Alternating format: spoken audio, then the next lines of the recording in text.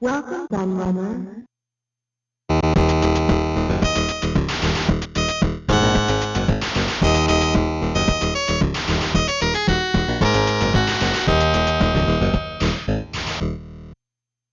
For a long time now I've avoided doing a dedicated Apple II video, despite the fact I keep getting asked by my American viewers to do one, although it has featured semi-regularly in my 4-play game comparison series.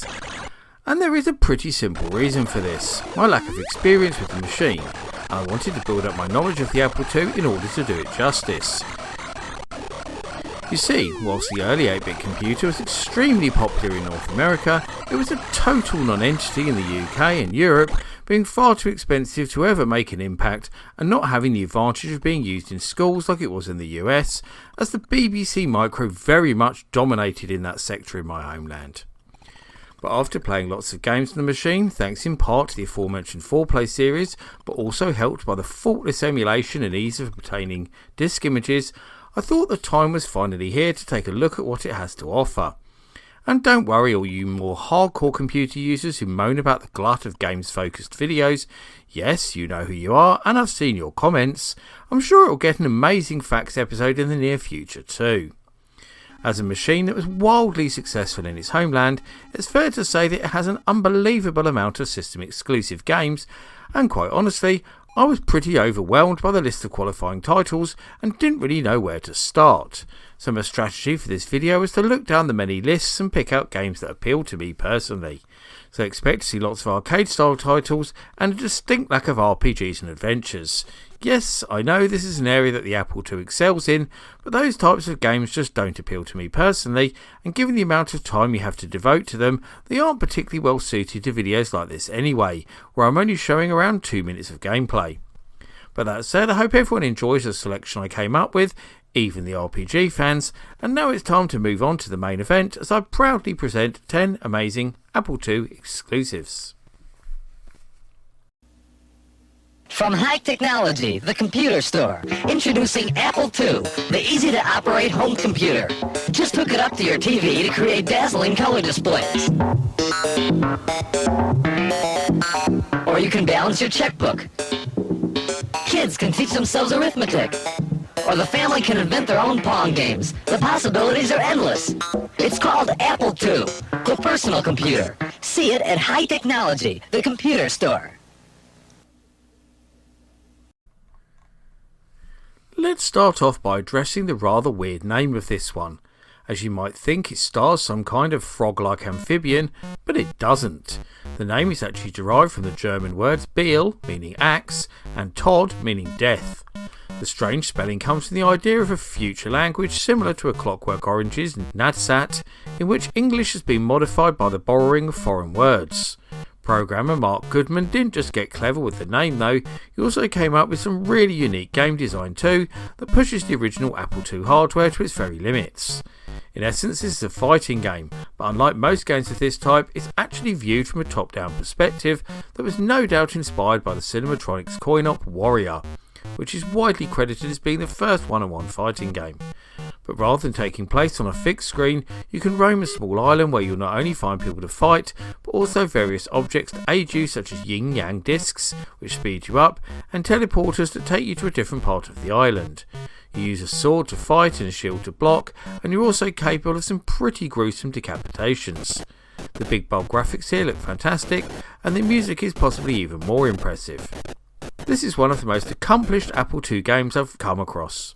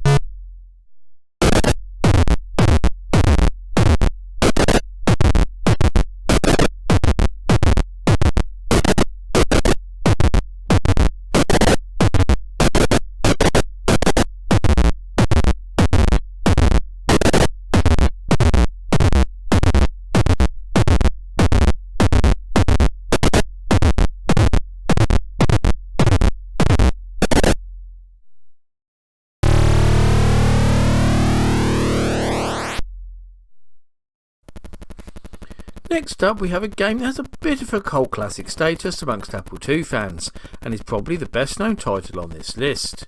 Captain Goodnight and the Islands of Fear, to give the game its full title, is a horizontal shoot 'em up of sorts, but one with varying gameplay styles that really make it stand out from the crowd. You start the game flying through the air in your ship, shooting down the enemies over both land and sea, then you move to the ground to drive across the terrain in both a jeep and a tank, before crossing an ocean by boat and submarine, before you complete the final part of your journey on foot, where you need to reach the enemy base on Doom Island and deactivate the Doomsday device that is kept there. The titular hero of this game was said to have been inspired by both Biggles and James Bond, and this certainly makes sense because although he looks like the former on the box art, the ability to use lots of different vehicles is a lot more like 007. I should also mention that this game has to be completed against the clock, as our hero is given just 24 hours to complete his mission, which runs down quicker than you'd think, especially as 1 hour is deducted from this timer every time you lose a life. Often appearing in many greatest Apple II games ever lists, it's easy to see why, as Captain Goodnight certainly looks the part and plays brilliantly too.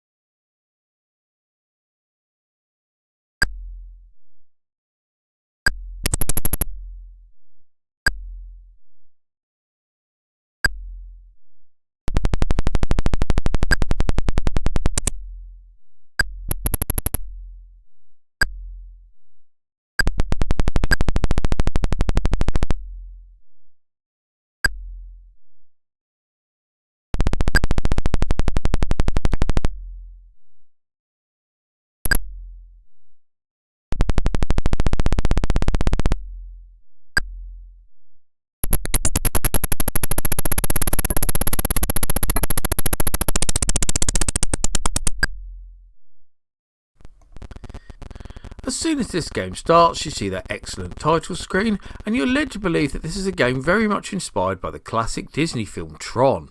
Once you get into the actual game itself, you'll see that the Tron theme is a very loose one, and it probably owes more to Pac-Man if anything. In fact, you could probably best describe Spectre as a first-person 3D version of the classic Namco Maze Muncher, as you have to make your way around each maze, or deck as they're called here, eating all the discs, and avoiding the enemies, which resemble the recognisers from Tron rather than ghosts, and are now called Questors. Instead of collecting power pills to eliminate the enemies, you collect energizers. The results are exactly the same, and once you've cleared all the discs, you have to make it to the teleporter to move to the next deck. What is particularly clever about Spectre is that it also shows you a 2D version of the maze alongside the 3D viewpoint. This makes it much easier to avoid the enemies and find the exit amongst other things. I've played a few 3D attempts of Pac-Man on 8-bit home micros of the age, and this is by far the best one. It has great graphics, responsive controls, and the split viewpoints make it much better to play than similar games too. There are loads of maze games out there for the Apple II, but this is one with a real point of difference.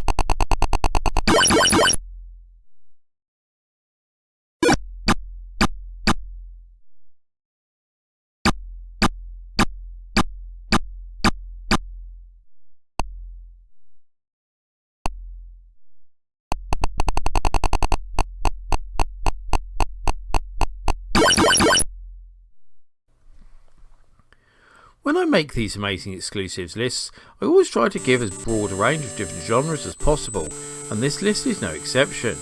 Although a lot of people frown on them these days, I usually try to cram a sports game in the video somewhere, and the moment I discovered this gem, I knew it would make the final list. Not just because it's a really cool game, but also because it has an even more interesting backstory. You see, Ski Craze was developed by two very talented 14-year-olds calling themselves Jam Software, which I'm sure doesn't ring any bells with anyone, but if I told you their respective names, I'd expect to hear a collective "Ah," as Andy Gavin and Jason Rubin were the people behind the game, and they would of course later change the name of their company to Naughty Dog. Ski Craze was in fact their first published video game, and a machine code remake of an earlier basic game they created called Ski Stud. Unlike most skiing games of this time that were top down, this one uses a horizontal perspective and gives you the choice of creating your own ski courses, practicing, or just playing the game as it is. It also gives you challenges that you can complete, which is a very innovative feature for the time. It takes a while to get the hang of it, but when you do, Ski Craze is a really attractive and accomplished game for the Apple II computers.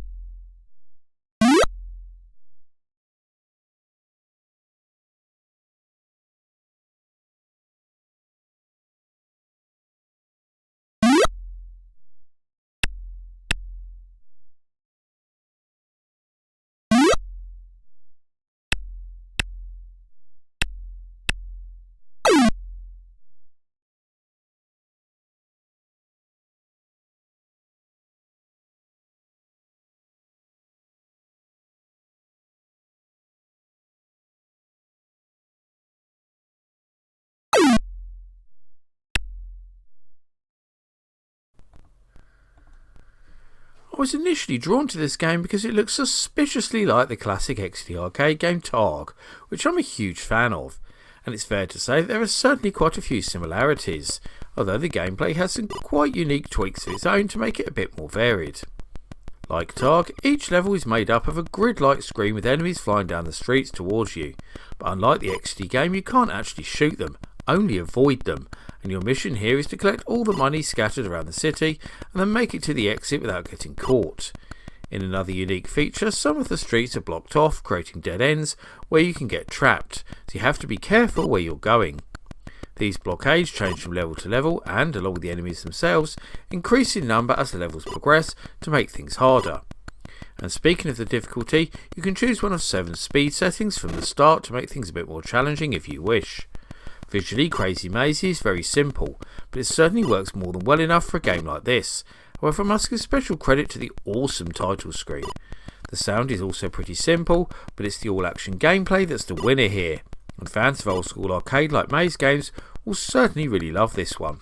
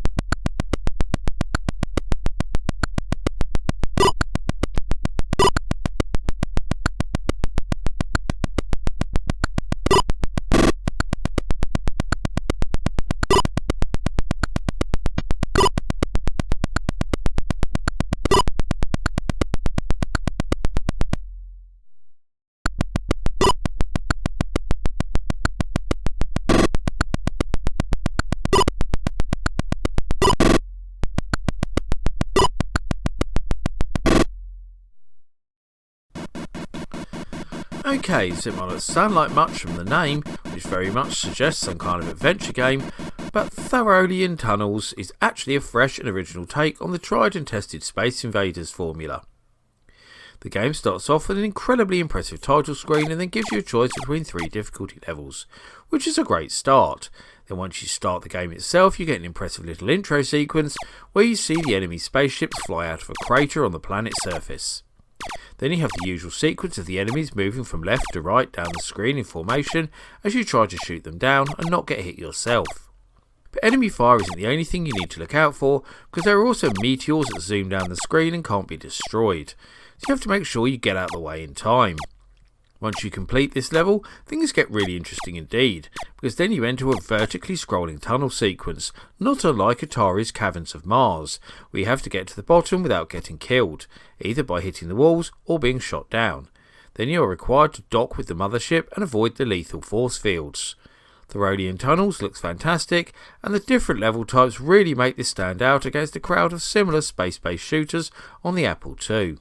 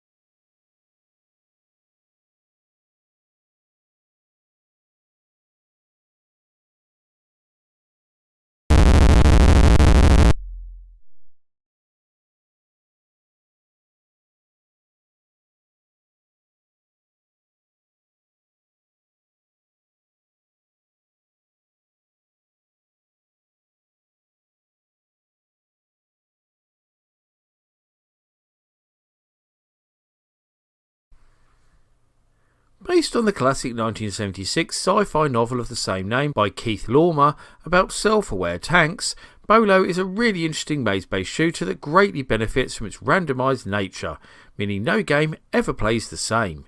You start the game by choosing from 9 levels and then a density rating from 1 to 5, and this then generates the map for you.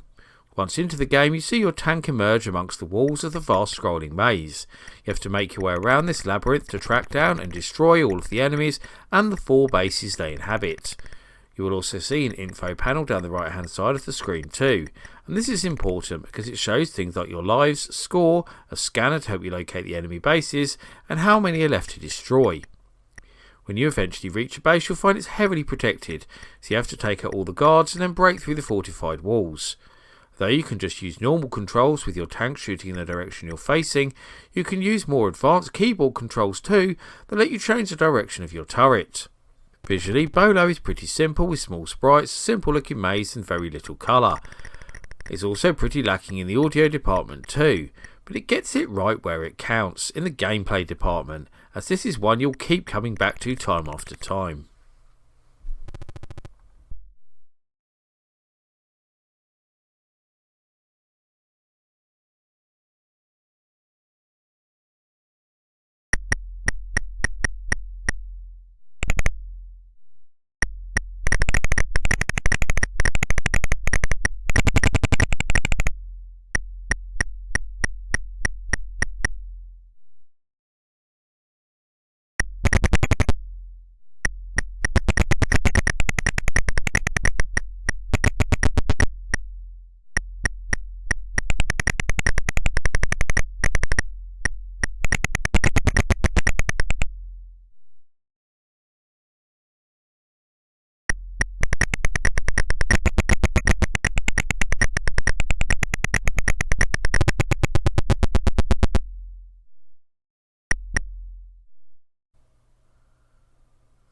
I was genuinely surprised by many of the games I discovered whilst I was researching this video, not just in terms of pushing the incredibly limited Apple II hardware further than I thought was possible, but also in terms of the originality on offer.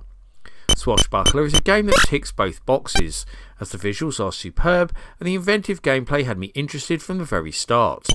I certainly never thought I'd find a beat-em-up game for the Apple II, but right here we have exactly that, as you play the captain of a ship that's under attack from gruesome pirates.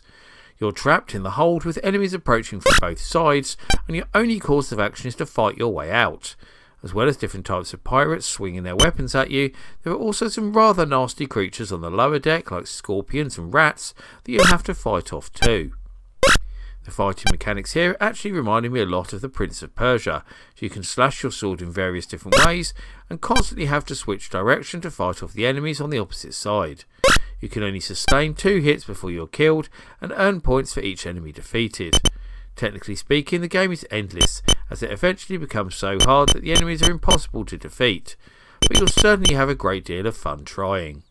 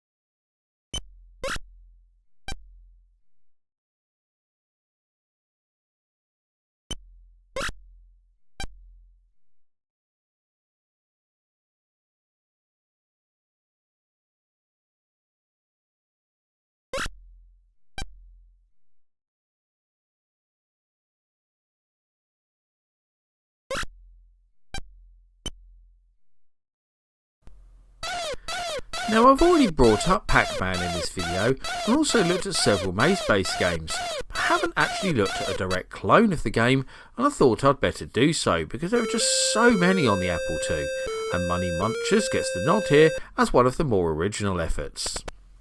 As the name very much gives away, in this game you're trying to collect all the money, with each maze being filled with dollar signs rather than dots. Now, this is all very standard so far, but the unique twist of Datamo's game comes in the form of the enemies and the way they behave. As soon as the game starts, you're introduced to the titular Munchers, who are trying to eat up all the wonga before you can stuff it in your pockets, and have to be avoided at all costs. After the first level, the 4 Munchers are also joined by various insects that increase in number as the levels advance. Although these don't eat the money, they do get in your way, making it a lot harder to both collect the cash and stay alive. Between each level you get a clever looking warp sequence, and it also taunts you with messages mocking your dollar grabbing prowess. Neither the graphics nor sound are anything special at all, but they both do the job just fine. As I already said, there are loads of Pac-Man style games available for the Apple II, including the official ports by Atari Soft, but Money Munchers is one of the few that's worth hunting down.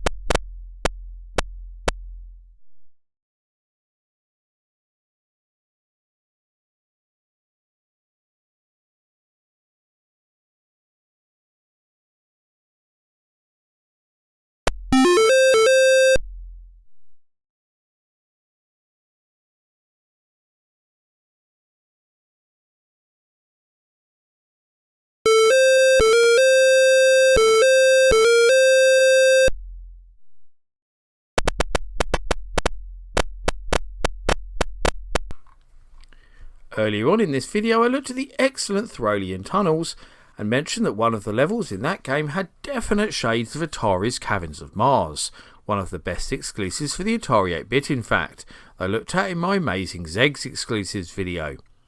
And now we have a game that is directly inspired by that title, featuring some very similar gameplay indeed. However, that's not to say that it doesn't have a few original twists of its own, and I'll talk about those shortly. The game is made up of 3 distinct stages, with the first being very much like Atari's game as you move down through the perilous caverns, shooting enemies, avoiding the walls and collecting the fuel by blowing up the tanks. The only real difference to Caverns of Mars in this part are the indestructible enemies that have to be avoided, your three-way shot, and the way you don't have to fly back up after reaching the bottom. Then you have level 2, which features similar gameplay but with a city replacing the rocky caverns. This level is a lot shorter and has no enemies, and is mainly about negotiating your way through. And the very last part is completely different, taking the form of a boss fight where you're trying to defeat your own computer. Cavern Creatures is a game that looks fantastic, has impressive sound effects and compulsive gameplay that provides a pretty stern challenge despite only having 3 levels.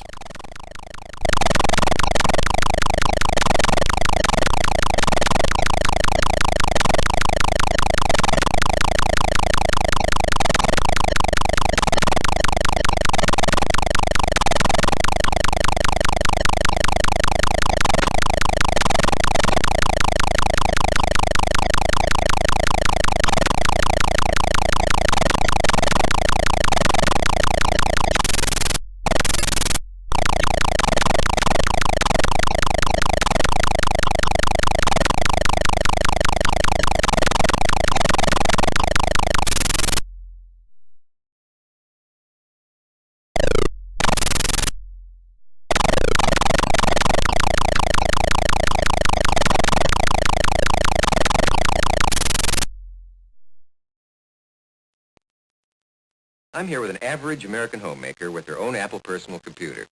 Jill, do you use your Apple for household budgeting? Actually, I'm working in gold futures. Well, you could probably put a lot of recipes in there, huh? Mm-hmm. And you can do trend analyses, generate bar graphs. Are you really a homemaker? Of course. So Apple is the appliance of the 80s for all those pesky household chores. I also own a small steel mill.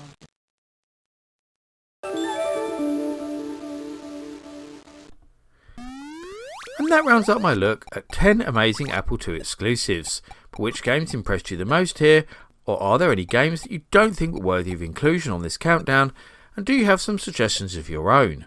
I always love to hear the thoughts and views of my audience, so please get typing in that comment section.